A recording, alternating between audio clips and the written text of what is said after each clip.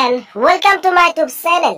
Jeko Satto Sati High Secondary Surato Porikha Tutino Hoise Aru Graduation Undergraduation Poriase Heko Satto Sati Babeta Scholarship Loi Aisu Zitu Scholarship Jodi Abedon Kore Tetale Proti Bosor Pray 1 lakh Taka Lab Koribo Paribo এই স্কলাৰশিপৰ বাবে কেনেকৈ আবেদন কৰিব লাগে কি documents লাগিব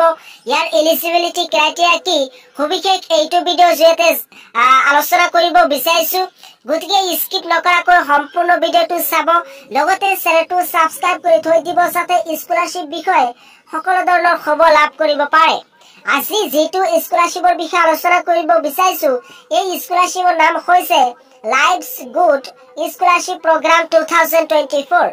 এই স্কলাৰশিপৰ last date হৈছে ইয়াতে দেখিবলৈ পাব 23 May 2024 ইয়াতে এলিজিবিলিটি ক্ৰাইটেৰিয়া দিছে students must be pursuing undergraduate postgraduate courses any academic year অৰ্থাৎ ইয়াতে কৈছে যে যেকো ছাত্ৰ ছাত্ৰীয়ে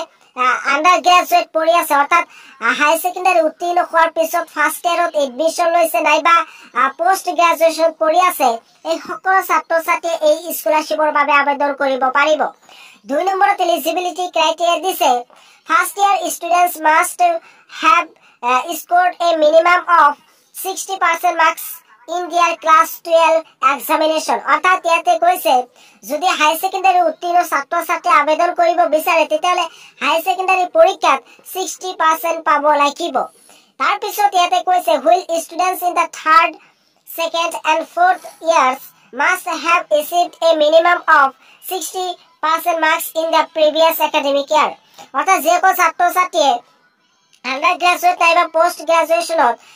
second year third year নাইবা fourth year পঢ়ি আছে তেতিয়ালে হেকো ছাত্ৰ ছাত্ৰীৰ বাবে মিনিমাম পাৰ্সেন্টেজ দিয়া হৈছে কেৱল মাত্ৰ 60% তাৰ পিছত ইয়াতে কৈছে নোট কৈছে preference will be given to meritorious students অৰ্থাৎ এই স্কলাৰশিপ কোন সকল ছাত্ৰ ছাত্ৰীক দিয়া হ'ব যেকো ছাত্ৰ ছাত্ৰী অলপ মেৰিটৰিয়াছ হয় তাৰ পিছত ইয়াতে কৈছে ফিমেল ষ্টুডেন্ট অৰ্থাৎ যদি ছোৱালী ছাত্ৰী আবেদন কৰে তেতিয়ালে টকা পোৱা চান্সটো বৃদ্ধি পায় তাৰ পিছত ইয়াতে কৈছে students with an annual family income of not more than 8 lakhs অৰ্থাৎ যেকল ছাত্ৰ ছাত্ৰীৰ পৰিয়ালৰ ইনকাম 8 লাখতকৈ কম হয় তেনেকুৱা ছাত্ৰ ছাত্ৰীৰ ক্ষেত্ৰত প্ৰেফাৰেন্স বেছিকৈ দিয়া হ'ব তাৰ পিছত ইয়াতে কৈছে বেনিফিটস ইয়াতে কৈছে scholarship of up to 1 lakh for 1 year অৰ্থাৎ ইয়াতে কৈছে যে এইটো স্কলাৰশিপত যদি আবেদন কৰে তেতিয়ালে 1 লাখ টকা লৈকে স্কলাৰশিপ লাভ কৰিব পাৰিব আৰু ইয়াতে কি ডকুমেন্টস লাগিব হেয়া কৈছে ইয়াতে কৈছে ক্লাস 12 ৰ মাৰ্কশিট লাগিব নাইবা যদি সেকেন্ড ইয়াৰ নাইবা ফোৰ্থ ইয়াৰ পঢ়ি আছে তেতিয়ালে তাৰ সেমিস্টাৰ মাৰ্কশিট লাগিব তাৰ পিছত 2 নম্বৰত কৈছে আধাৰ কাৰ্ড লাগিব তাৰ পিছত 3 নম্বৰত কৈছে ফ্যামিলি ইনকাম হিচাপে ইনকাম সাৰ্টিফিকেট লাগিব এনেদৰে কেইটামান সিম্পল ডকুমেন্টছৰ প্ৰয়োজন হ'ব আৰু এইটো স্কলাৰশিপত সকলো ছাত্ৰ ছাত্ৰী আবেদন কৰিব পাৰিব আৰু কেনেকৈ আবেদন কৰিব লাগে ইয়াতে এপ্লাই নাও লিখা আছে আৰু এই এপ্লাই নাও ক্লিক কৰি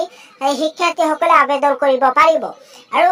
এই ৱেবছাইটৰ লিংক এইটো ভিডিও ডেসক্ৰিপচনত দিয়া আছে আপোনালোকে এতিয়া আবেদন কৰিব পাৰে